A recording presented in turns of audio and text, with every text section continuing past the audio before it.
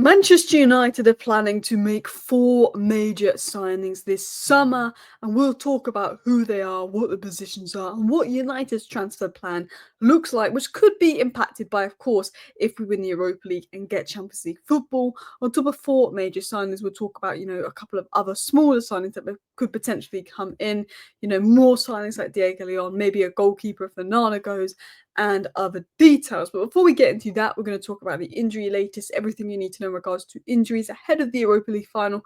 Kulusevski is confirmed out, so is Maddison, so is Bergvall, so that's a big boost to United, but there's still major doubts around Euro and De Ligt, which means Lindelof could be starting another Europa League final. Garnacho to Chelsea, one to watch. Chelsea still interested in him. Updates on Cunha, Joan Garcia and Bruno Fernandes will be covered in today's show. So, hello, and welcome back to Alice Talks Football, and welcome back to your 10-minute Manchester United news, transfer news, and update roundup, where we're going to be rounding up all the latest Manchester United news in 10 minutes. And also, quickly off topic, Huijsen, who was linked to Manchester United in the past, but we all knew we were never going to get him, looks set to go to Real Madrid.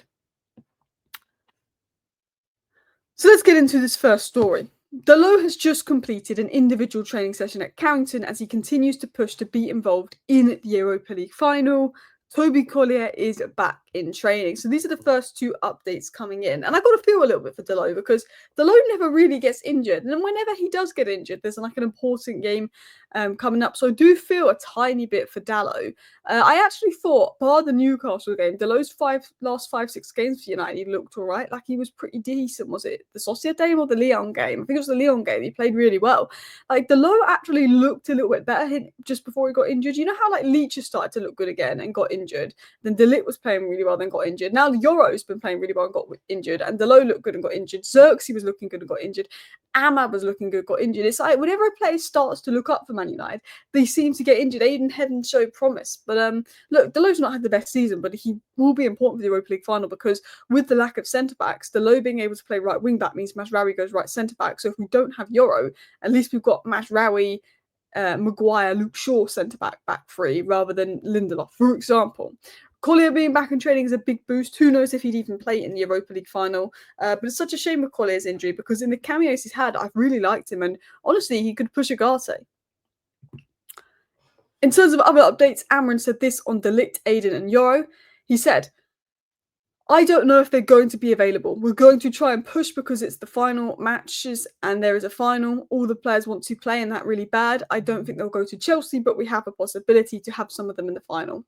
We know that Dalot wants to be in the final. We know that Xerxes wants to be in the final, but it's unlikely, but not impossible. He's pushing for that, but it's unlikely. Yoro is hoping to be in the final, but no update there, and so is De Ligt. Aiden Heaven, I don't think will feature either with Collier in the final, but Yoro, De Ligt, and Xerxes, 3 players really pushing for the final, along with Dalot, but it's looking unlikely for the likes of Xerxes and De Ligt, apparently. Whereas Yoro, we don't really quite know yet. We know that Yoro isn't in a protected boot. We know he's at Carrington doing individual training, but he wasn't doing grass training. So there is the concern that Yoro could be out for a couple of weeks. I feel like if the Europa League was beginning of June, I think Yoro would be fine. I feel like Yoro's maybe got like a 3-week injury. But we don't know in regards to Yoro. But what we do know is there isn't a break or a fracture, which is good news there. So let's dive into some transfer news and stories. So if you're unaware, Garnacho, Chelsea, Napoli, that was the situation in January. Manchester United opened to selling Garnacho. Then, because they couldn't find a replacement for Anthony and Rashford, they decided they weren't going to loan or sell out Garnacho in January. Well, they never looked to loan Garnacho, but they weren't going to sell Garnacho in January. But there was interest back in January from Napoli and Chelsea in Garnacho. And it's been reported that both Napoli and Chelsea are still interested in Garnacho and could make a summer move. One thing we do know is Garnacho was open to joining both Napoli and Chelsea in January because he knew that he was being forced out by United. Now, Garnacho, I know he had a poor game the other day, but Garnacho has very much grew lately, and I think Garnacho has shown elements of promise, his directness, he makes things happen, and I do think Garnacho could be a very good player, but he's very young, he's very raw, and he's still got a lot of room to improve.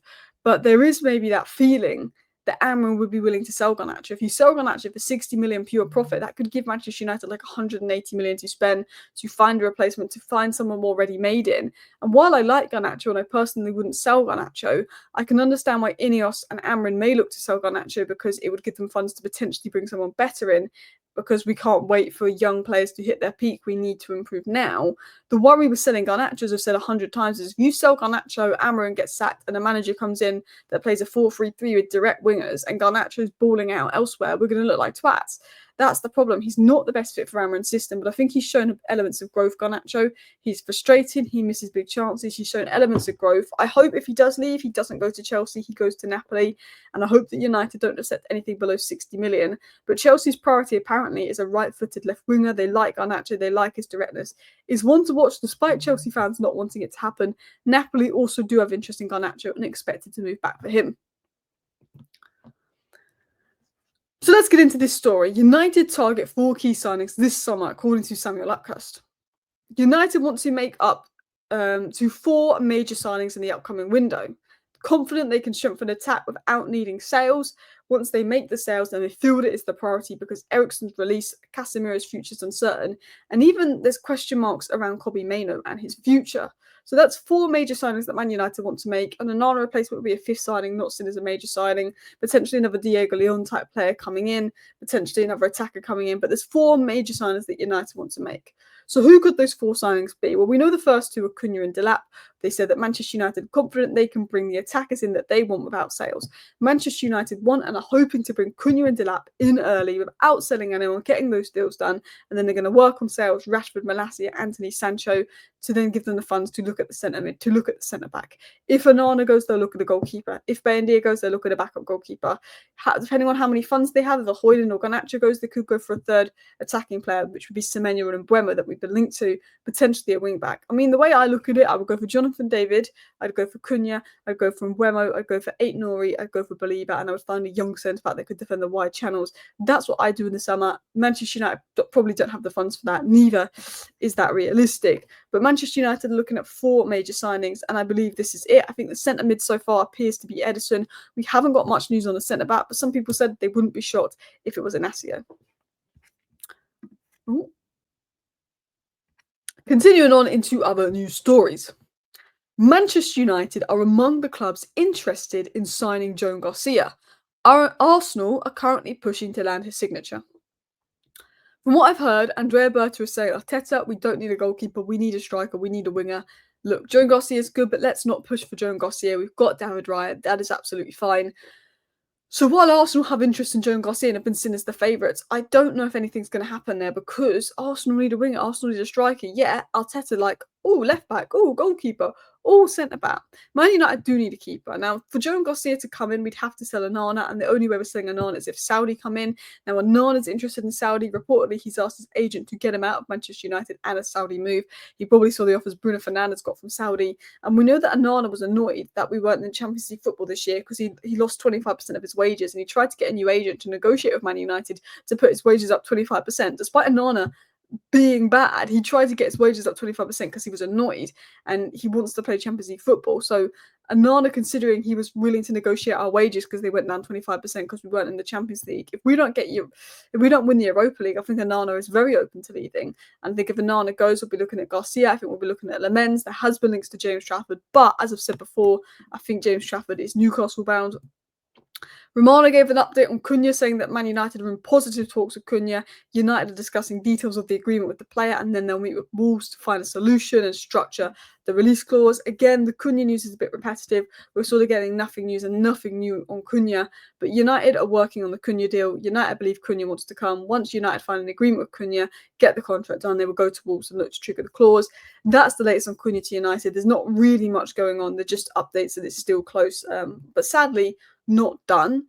Also, in other updates coming in, I thought this was quite interesting to share, but United players will land huge salary spikes, expected to total more than 30 million should the club win the Europa League. Amorim and the squad will mostly be in line for 25% pay increases. So hopefully that further motivates the players to play. Onana, we know if he doesn't get that 25% pay increase, he's open to leaving. Bruno, if we don't get Champions League football, could he be open to leaving? It was said that Bruno to Al Hilal was unlikely, but if Champions League isn't keeping him here, that does worry me. But every player is going to get a big pay rise if we win the Europa League, which should motivate the players to play out of their hearts because all of them want that pay rise. Anyway, that is all your latest Manchester United news rounded up into 10 minutes. I don't know why I'm kind of drifting off a bit here and falling to sleep. I do apologise. Let me know your thoughts down below. Thank you for watching. Bye.